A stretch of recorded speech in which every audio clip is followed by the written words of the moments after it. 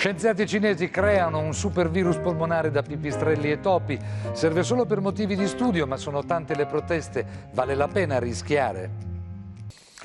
È un esperimento, certo, ma preoccupa tanti scienziati e un gruppo di ricercatori cinesi innesta una proteina presa dai pipistrelli sul virus della SARS, la polmonite acuta, ricavato da topi.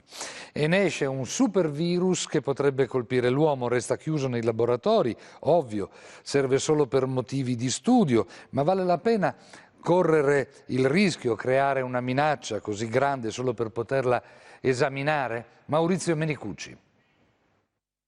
Vecchio quanto la scienza il dibattito sui rischi della ricerca. In fondo è il mito di Icaro che cade per avere sfiorato il sole con le ali di cera progettate dal padre Dedalo.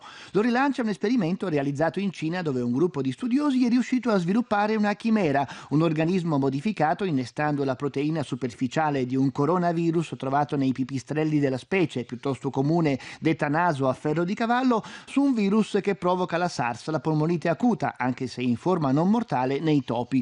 Si sospettava che la proteina potesse rendere l'ibrido adatto a colpire l'uomo e l'esperimento lo ha confermato. È proprio questa molecola detta SHCO14 che permette al coronavirus di attaccarsi alle nostre cellule respiratorie scatenando la sindrome. Secondo i ricercatori, inoltre, l'organismo, quello originale e a maggior ragione quello ingegnerizzato, può contagiare l'uomo direttamente dai pipistrelli senza passare per una specie intermedia come il topo. Ed è appunto questa eventualità a sollevare molte polemiche.